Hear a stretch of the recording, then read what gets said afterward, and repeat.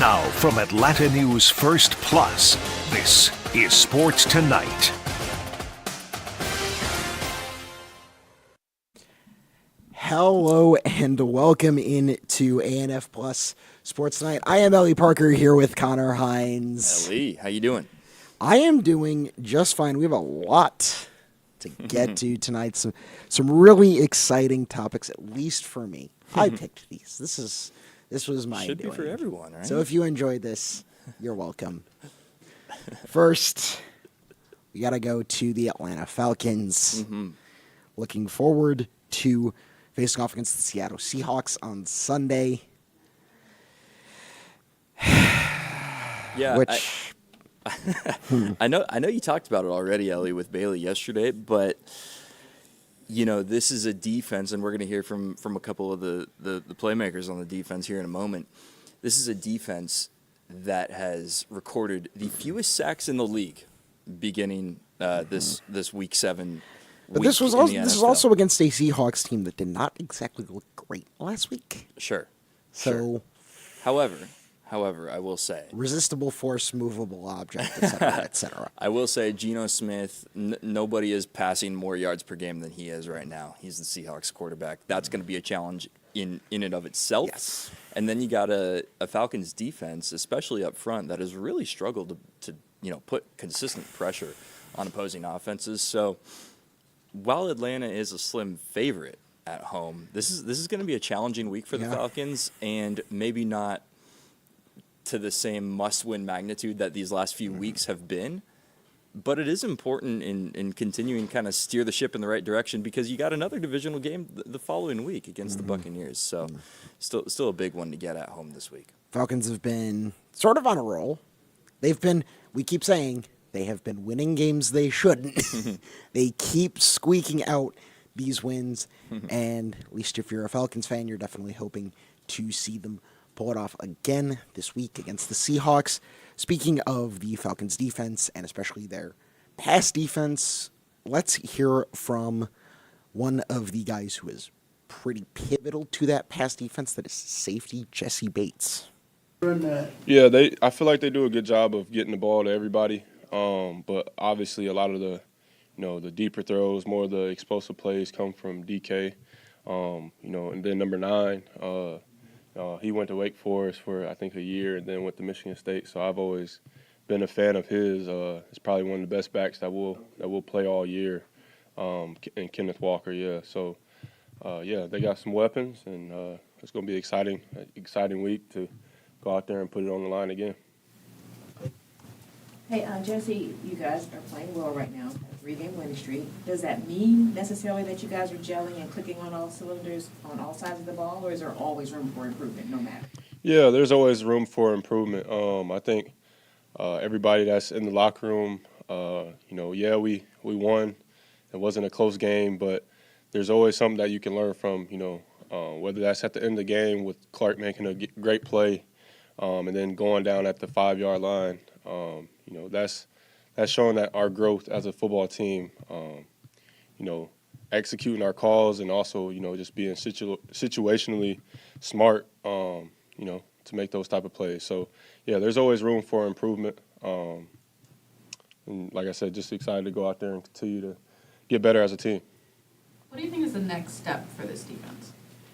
Yeah, I think there's a couple times where we can really dominate. I think before the half, they went down there. I think we were probably up 12, and then our offense is supposed to get the ball back at halftime. Instead, we go in at up 5. It's just certain stuff like that situationally we got to be better at if we want to be a great team. And that's all right. This is only week 6, and you learn from these things by experience and also by other people, throughout the league. You can kind of compare certain situations and get better at. But like you said, there's always room for improvement. Every week there's going to be room for improvement, and we're starting to get our turnovers. We can get a little bit more sacks, and then everything's going to come together as long as we continue to persistently go out there and work week in and week out. So excited. You talked about the sacks there, trying to get to those Grady said he's not ready to hit the panic button yet.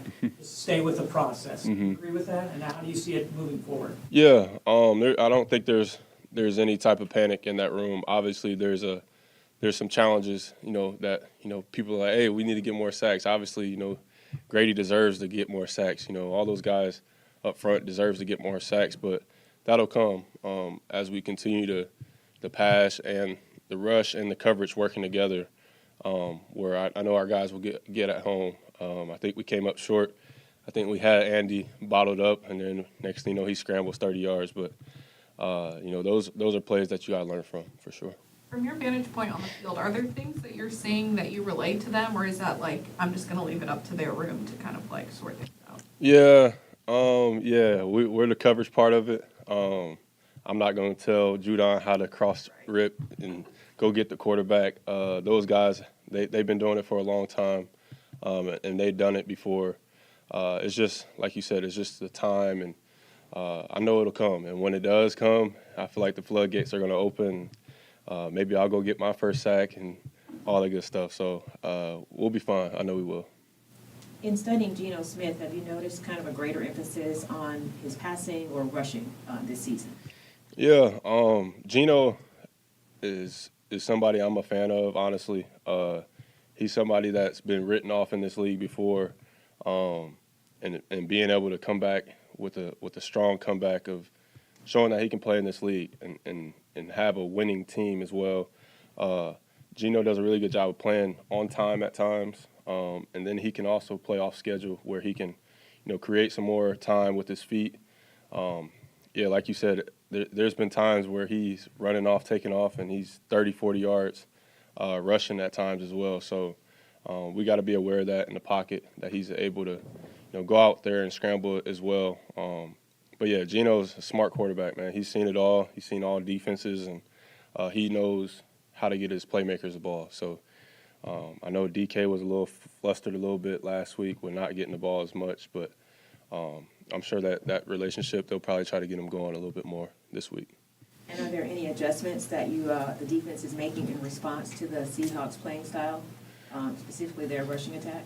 Yeah, I think there's a couple keys that we can key in on. Like I said, they got two really good backs with 24 and then number 9. And then you got Geno, who, like I said, he can. They've been playing off schedule a little bit, but he's more than capable of making those adjustments and making the right decisions in the pass game as well. So, yeah, we got our hands full, and it's going to be up to us to stop it. You mentioned being locker mates with Penix. I'm just curious what you've seen from him. How is he like attacking this role he's in and just like soaking everything up and learning? Yeah, it's conversations every week me and Mike have, just talking about what the defense is doing, what he's seeing on film, and kind of what his process is right now. Week in and week out, he's meeting with Kirk. He's preparing like a starter would, and it's just cool to see because it's a weird situation for him, I'm sure, but it's a huge learning opportunity for him to sit back and see how this whole thing goes instead of just getting thrown out there in the fire. So he's super, super positive minded. If you know Mike, he's just a cool dude, just really don't say too much, but just going against him in scout team, that's going to make our defense, we're going against a real deal quarterback, and he's going against a real deal defense as well. So it helps out both ways, and I know he'll be ready when his time comes. Does he ask you a lot of questions when you guys are just sitting there? Yeah, sometimes he just asks, what's our philosophy this week on third down, red zone. He's always asking, what am I seeing from a safety perspective. Like I said, Mike is unbelievably just super calm and quiet, but you get to talking to him a little bit more. It's pretty cool to see. Excited for his career. Oh yeah, just you've been y'all had a lot of streaks in Cincinnati. It's a chance to win 4 in a row. How does a team look at streaks? I know you got one game at a time and stuff, but an opportunity to continue your winning streak here. Yeah, every week I always say our goal is to go 1-0. It doesn't really matter what you did last week or the weeks before. The mindset is to go 1-0, and when you start getting that ball rolling a little bit, you start going on win streaks. It definitely helps with the confidence of each other, knowing that Kurt can go out there and execute, knowing that our defense can go out there and execute, knowing our special teams is good enough to go make block punts and stuff like that. That stuff is encouraging, and it helps. Honestly, as human beings, we start that belief capacity just continues to grow, and I'm excited what our team is doing right now. What have you noticed about Clark Phillips' development as a young player in the league? His specific qualities and skills that impress you about him. Yeah, Clark is in a very similar situation as Mike Penix, where he's getting his feet wet a little bit. Last year he got his feet wet, and he's behind two guys that are really good and have a lot of experience as far as with Mike and AJ. And Clark's just biting at the apple. He's ready for his opportunity. Anytime his number's called, where he may not be the starter right now, but he's going on there. He's making some huge plays for us. He's tackling well. He's understanding the scheme and the defense of what we want to do. So I'm just really impressed with Clark as well. It just comes. That's what our room is. It don't matter who it is. No matter if you're a starter, whether you're not. When your number's called, you got to be ready. So it's good to see. All right, so looking forward to Falcons Seahawks here at the Benz on Sunday, the day beforehand. We got a good one out in Austin. Yeah, we do. Game of the year. And I think game of the year since Georgia played Alabama a couple weeks ago. There's been a few game of the years so far. And look, I mean, the reality of this weekend, you're going up against the number one ranked team in the country on the road. This is a game, even though Georgia has lost to Alabama already, this is probably a game UGA can afford to lose. Now, do Dogs fans want that? Absolutely not. Absolutely not. However, I don't think this is game of the year in the sense that if Georgia does not find a way to really pull off the upset is what we're saying. This is the first time in a very long time Georgia has not been favored in a football game.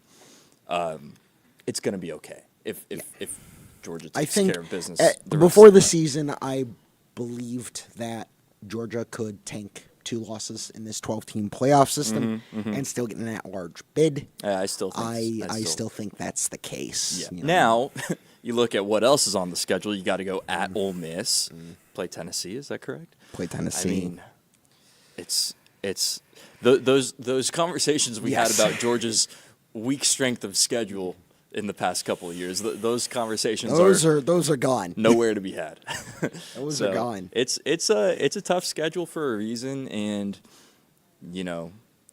I just think it would be so interesting to see the Georgia teams of a year or two ago play this kind of schedule. This is not the same level Georgia team that I think we've seen the past couple of years, but that's why you play the football game, and what an atmosphere it's going to be on Saturday. Now, this is the first time that Georgia and Texas have met since the 2019 Sugar Bowl, which is not infamous as a football game, but is more infamous for Texas mascot Bevo nearly killing Uga. Yeah. Survivor. ESPN writer David Hall put up a very, very fun read in oral history on that incident and just pulled together not just Uga's handlers, not just Bevo's handlers, not just people who were involved in the game, but handlers for other mascots like Ralphie or the Army Mules or Peruna, who is the horse mascot for SMU. And people like Temple Grandin, who is an animal expert. He got word from Bijan Robinson, who was a recruit at the time, who said at that moment, Bevo nearly goring Uga right there at the Sugar Bowl was the moment he decided he was going to Texas. I'm sure Falcons UGA crossover fans love to hear that. It's just an incredibly fun read, and are we gonna get Are we gonna get Uga now? Are we gonna get Bull versus Dawg 2? Different Uga now? Different Uga, same Bevo. Same Bevo. Bro has memory. Have they been bringing Uga on the road this year? I haven't really. I believe they are. Okay. I believe so. Because I know it's kind of been hit or miss in the past, but Full faith and belief they're bringing Uga on the road. I could be wrong. man, you're gonna need him in that environment on Saturday night. Yeah. So if we get Uga, Darren K. Royal is a tough place to play. yeah. Oh my gosh, it's gonna be electric. If we get Especially Uga versus since, Bevo Part 2. since this is the weekend of the F1 race at Circuit of the Americas. Insane. Which I have seen. Have you seen the joke tweet? No, please share. It's reckless to hold an F1 race while Georgia football players are in town. Oh gosh. Which, okay, yes, the Yikes. driving is a serious problem we should really be laughing about. It was still a funny tweet. I'm sorry. Yeah. No comment on that. No comment. No comment. Look, it's going to be a crazy weekend. Sports director Bailey Burmaster and our very talented photographer Lee Smith, they're going to be on hand for that one. And I'm sure they've already eaten their fair share of Texas barbecue. Mm-hmm. It's going to be just a really great atmosphere in a season where we've had a lot of really great atmospheres and great environments, great football games already this football season. Ellie, can you believe we are already halfway through the college football season? Oh, God. How weird is that? Already halfway through. Isn't that insane? I saw that earlier today. I was like, yeah, I guess we have played half the games. That's just wild to me how fast things have gone by, and it's been a really exciting season. A lot of, I mean, people love to use the word parity, but I mean, there are after Texas. I said There this are yesterday. so many different teams that can take really so many of those spots in the top 10 right now. So I think the number next to your name, as it so often is with college football, but especially this year, I think the number next to the name, I mean, throw it out the window. Yeah. Outside of Texas, who has definitely earned their spot. No doubt. At the top. No doubt. All right. I got to ask. Who you got? I think Texas wins the game. I think Texas wins the game Yeah. by, it could be a field goal. Now, The current spread is Texas by 5. okay, that sounds about right to me in terms of, the line. Yeah, I think it's going to be a close one, but I think Texas wins the game. And look, I mean, not to say this is full PR 101, coach getting in front of it, but Kirby Smart has been very plain and simple about what Texas brings to the table. In fact, we were just talking about the Georgia teams from a year or two ago. He sees a lot of similarities in this year's Texas team to the Georgia teams that he's had the past few years, the national championship teams, where there is literally no weakness. Yeah. Literally no weakness. All three phases, offense, defense, special teams. I mean, this And is it's just a not very even- well-rounded football and team. it's not even offensively. It's not even like they have. They're not world oh, beaters. I mean, sure, but like Texas, it's like okay. You have freaking 2. You can't even go. Okay, we just got to get the one quarterback out of the game. Nope. Right. You get Quinn Ewers out. Now you got to deal with Arch Manning. It's like Yeah. Literally no weaknesses, and Kirby Smart has said that. He knows what's in front of them. This is actually not a place that Kirby Smart has ever coached a football game either.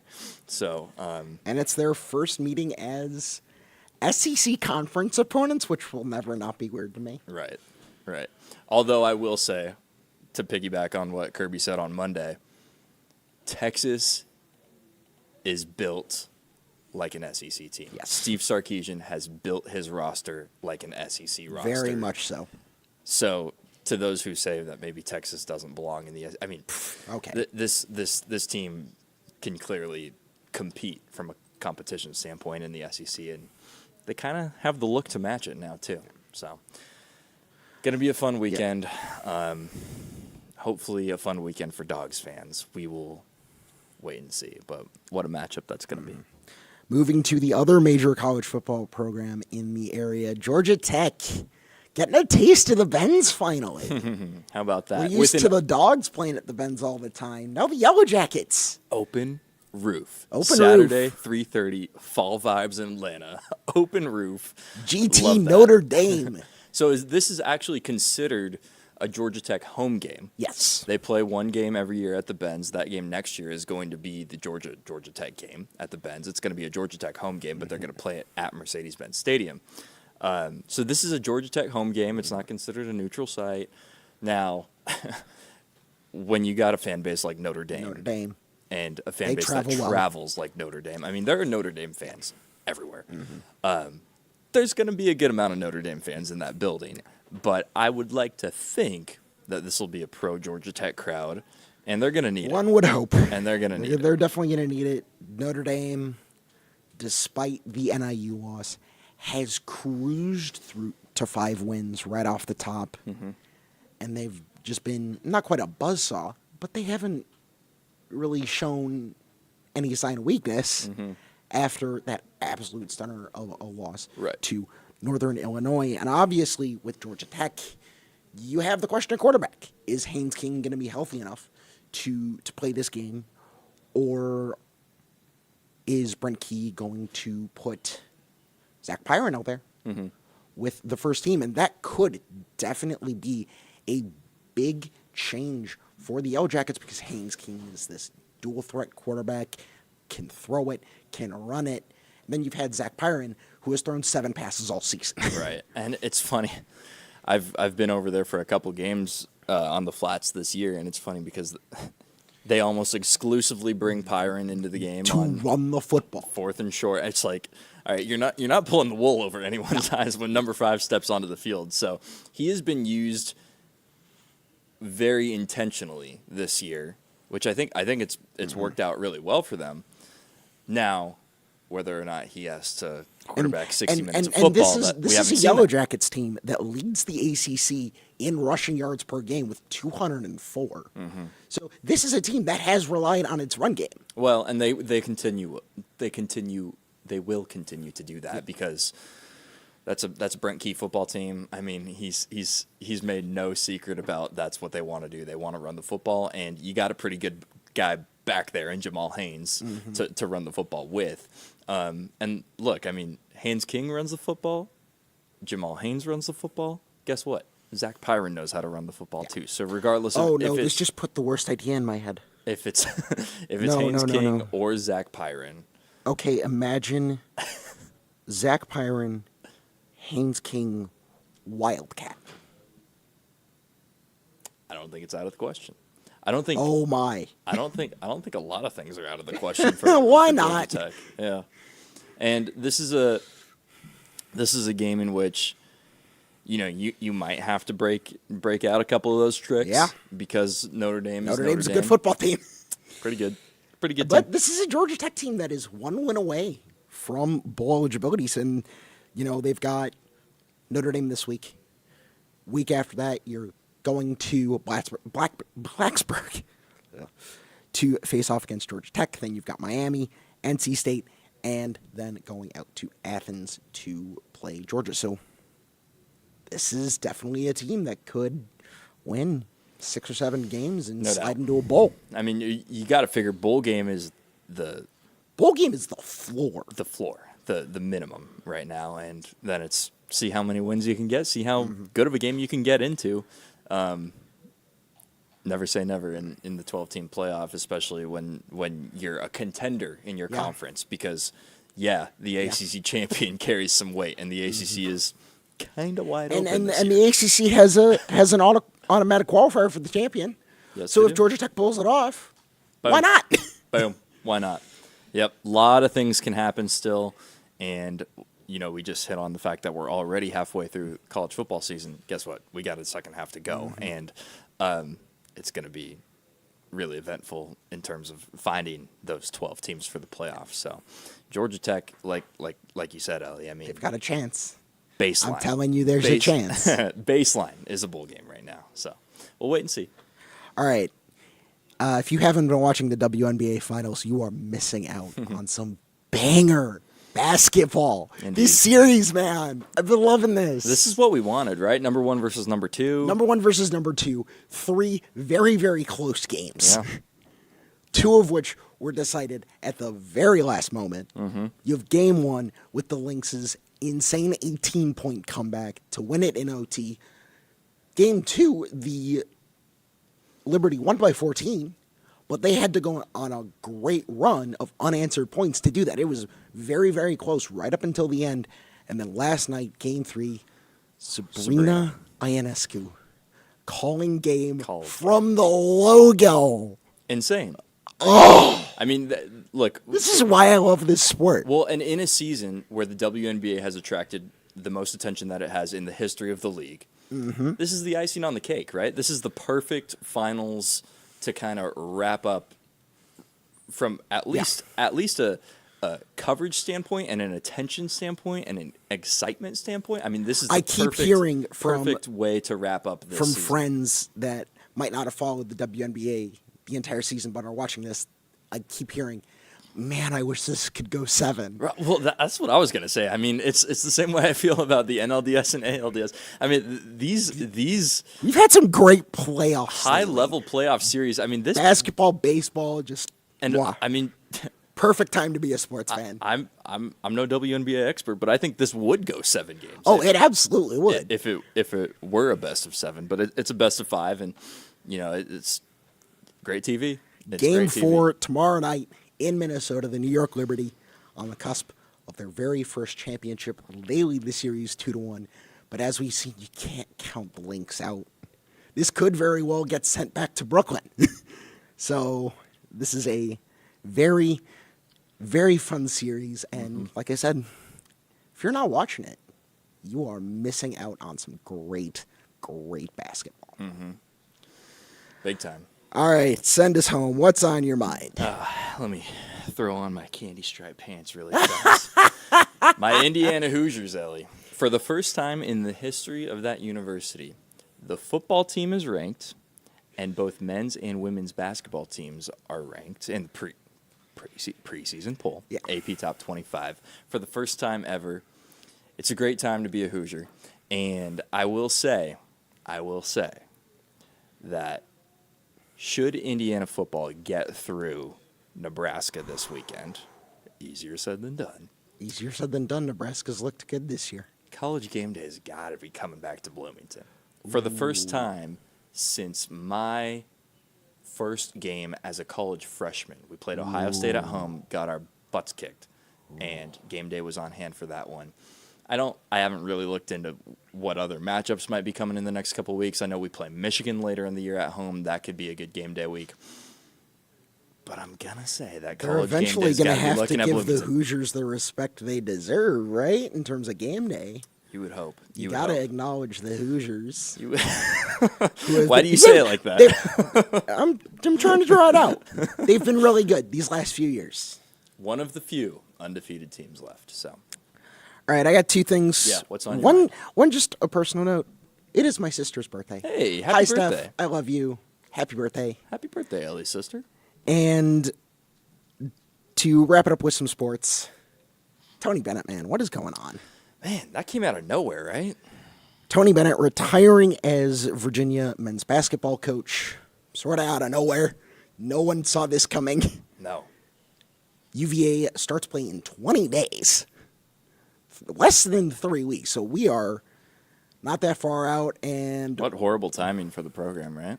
yeah, what just terrible timing. And you have to imagine what his reasoning is. Mm-hmm. People were saying it's not health related, so is he just pulling a Saban and going, you know what, the landscape is changing and I don't want to keep up? Yeah, I hope he's okay if it's health related. But yeah, weird timing. We are about to find out. He is holding a press conference at 11 o'clock tomorrow morning, Eastern Daylight Time. So who knows? Who knows? Hard to believe college basketball is almost back. That's crazy. For Connor Hines, I am Ellie Parker. This has been ANF Plus Sports Tonight. Go watch some sports.